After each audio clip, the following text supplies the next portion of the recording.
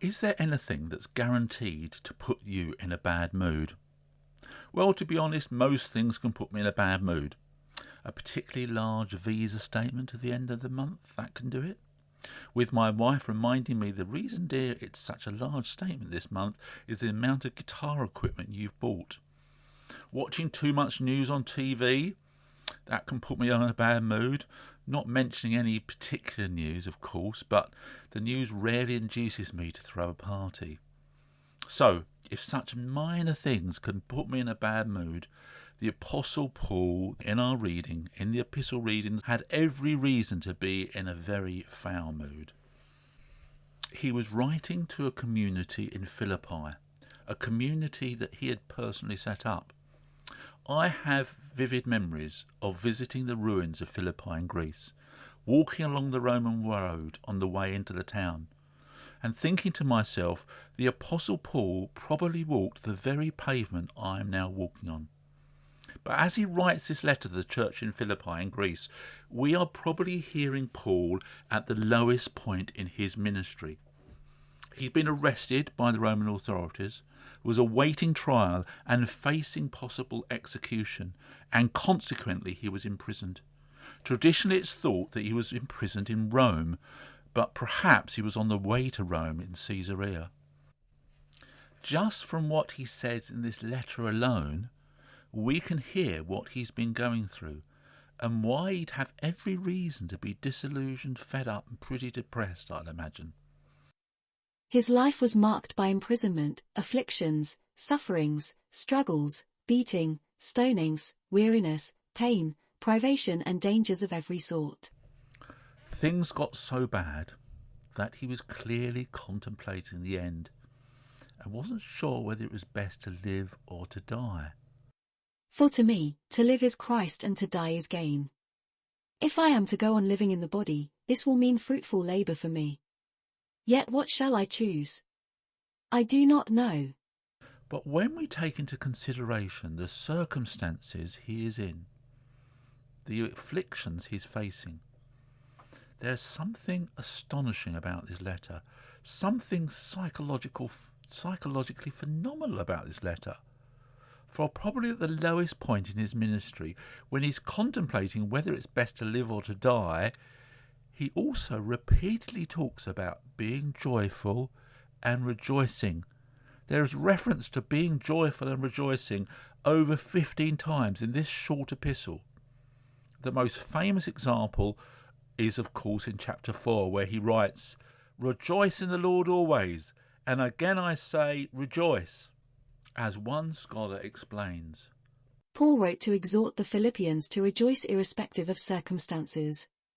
He could do this for he himself rejoiced although in prison and facing the possibility of an unnatural death. Joy and rejoice occur 16 times in this letter. Joy for Paul was an indispensable element of the Christian faith. why would someone in such dire circumstances repeatedly talk about joy and gladness, repeatedly talk in such positive terms? How can we explain this phenomenal contrast? On the one hand, we have someone at the lowest point in his ministry, in prison and clearly suffering, with the prospect of execution looming, contemplating whether it's best to live or to die. On the other hand, we have in this letter he's writing to the church in Philippi, paragraph after paragraph, with the language of joy and rejoicing and gladness in it. To be honest, psychologically, it's really not making a huge amount of sense. People who are normally that low do not normally celebrate. But you might say there's an obvious explanation, isn't there? Aren't people always today suggesting that when things are looking bleak, you should always practice positive thinking? When you're in the dark, try whistling, sing a happy tune, cheer yourself up, pull yourself together, look on the bright side. It's obvious, isn't it, that the Apostle Paul was a first-century pop psychologist who was just advocating a form of positive thinking. That's obvious. But as much as positive thinking can help, there are times when I'm afraid it's frankly inappropriate. When visiting someone who's bereaved or someone in hospital, I wouldn't suggest the first thing you say to them is, pull yourself together, look on the bright side, will you? Let's whistle a happy tune. I think in some circumstances you might be shown the door fairly quickly, because you're not actually taking seriously the circumstances the person's in or empathising with their grief and their suffering. And of course, sometimes positive thinking is laughable and ludicrous. Probably the most bizarre example of this comes from those masters of satire, black humour, Monty Python. If you've ever seen The Life of Brian, you'll probably never forget the final scene of crucifixion. Here we have people being tortured to death in the most humiliating and gruesome terms the Romans can think of. And then you have a member of Monty Python, Eric Idle, in the midst of all this, on the being crucified, singing a song which is entitled Always Look on the Bright Side of Life. Clearly Eric Idle realised how ludicrous and laughable it was to sing a song like that in the midst of a crucifixion scene. And I'm not convinced the Apostle Paul is advocating that kind of thinking. I don't think he would have joined in with the words from the film. For life is quite absurd, and death the final word. You must always face the curtain with a bow. Forget about your sin. Give the audience a grin. Enjoy it. It's your last chance anyhow. I'm not going to read out the final two lines because I think some people might find them offensive, but you can read them yourself and you'll get the idea. I'd like to think the Apostle Paul would see the humour in this, but I think he would conclude that it's not life that's absurd, it's a song. That the song is literally a joke. I think the Apostle Paul would agree with the Monty Python team that at times Whistling in the Dark is frankly laughable. And I think by now the British general public also agree that at a time of crisis, when the country is in mourning, throwing a party is frankly inappropriate. To read back such positive thinking and such facile pop psychology into the Apostle Paul's epistles, I don't think really explains what's going on. So how can we explain this astonishing contrast between the Apostle Paul's circumstances, which could hardly be bleaker, and the fact that he talks about joy and rejoicing over 15 times in this short letter? Well, one way to explain it, and I think it's the main way to explain it, is the Apostle Paul is a great advocate at looking at the bigger picture. Now, if you go on the internet and look up the definition of looking for the bigger picture, you get this: an understanding of a situation which includes more than what is immediately apparent. The details do not tell the entire story. There are usually other factors to consider. The metaphor is that we may be looking at one cloud in the painting of a landscape and think it's a cloudy day, when in reality, if we look at the picture as a whole, it's a painting of a beautiful day. And I think that captures perfectly Paul's outlook and the reason why he can be so confident and upbeat in such personal dark times. So for Paul, the battle he is fighting at present is clearly difficult in the extreme. But that's only one battle in a war that he believes will ultimately be won. He came to believe that good would eventually triumph over evil, that the bigger picture made all the difference to him. Knowing that good would eventually triumph over evil, he felt it was worth battling on, and he could do so consequently with confidence and with joy. This letter comes to a crescendo in chapter 3, where that bigger picture becomes explicit, that gives him hope and comfort and courage and joy to carry on. We are citizens of heaven, you see, and we're eagerly waiting for the Saviour, the Lord, King Jesus, who is going to come from there. Our present body is a shabby old thing, but is going to transform it so that it's just like his glorious body. And he's going to do this by the power which makes him able to bring everything into line under his authority. This is not escapism. It's not leaving this world. Rather, it's about God's will being done on earth as in heaven. In fact, the Apostle Paul seems to be saying that Jesus is going to bring heaven to earth, rather than taking us somewhere else. We naturally suppose he means, and so we're waiting until we can go and live in heaven where we belong. But that's not what he says, and it's certainly not what he means. What he means is that Jesus would in due time bring the life and rule of heaven to bear on the whole world. That means the church is at present a colony of heaven, with the responsibility, as we say in the Lord's Prayer, for bringing the life and rule of heaven to bear on earth. But what evidence did he have for this bigger picture? It's because he'd already seen something of it in the life and death and resurrection of Jesus.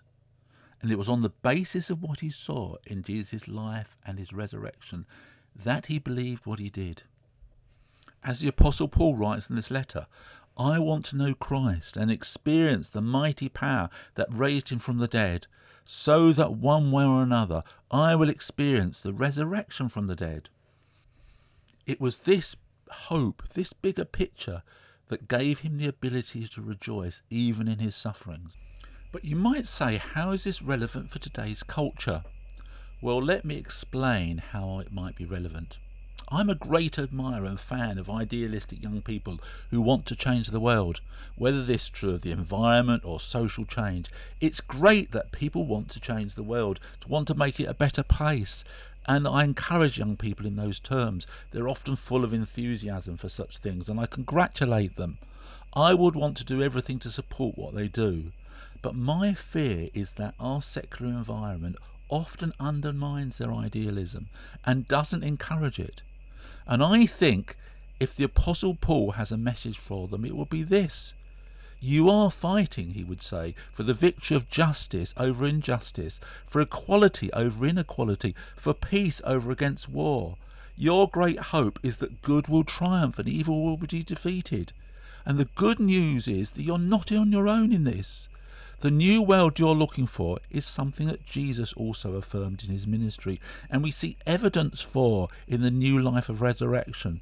That bigger picture that Paul is talking about should be encouragement for those who are struggling for what is right and what is just and what is good in this world. But my concern is that the bigger picture that many young people are faced with today is not that positive story we hear from the Apostle Paul, but a rather demoralising one. They hear the opposite of that hopeful picture painted by Paul, and are afraid so much secular atheism seems to undermine and question such idealism and their hope that good will one day conquer evil. If you go to today's secular gurus, I'm afraid you get a message that's pretty negative, that undermines such idealism in a fundamental way. I've quoted Richard Dawkins' words before, which can sound pretty negative. The universe that we observe has precisely the properties we would expect if there is at bottom no design, no purpose, no evil, no good, nothing but pitiless indifference. You won't find any rhyme or reason in it, nor any justice. But you might say, Tim, that's exceptional. Most secular thinkers wouldn't go that far and say things are pointless. But Dawkins is not on his own here. Hear the words of Steven Weinberg, the Nobel Prize-winning physicist and prolific writer. The more universe seems comprehensible, the more it seems pointless. We simply do not find anything of the laws of nature in any way that corresponds to the ideas of goodness, justice, or love. There is no bigger picture here to give hope or comfort. There is no chance here that good is going to triumph over evil. In the light of that bigger picture, I wonder what behaviour such people advocate. Well, Steven Weinberg says this: it doesn't matter whether you win or lose. What matters is whether I win or lose. In the light of such a meaningless universe, the thing he seems to be advocating in terms of morality is selfish ambition. And that's really going to make the world a better place, isn't it? Selfish ambition. It seems as if secular thought is giving the very opposite message to the Apostle Paul. From such a perspective, any moral idealism is going to feel like you're fighting a losing battle.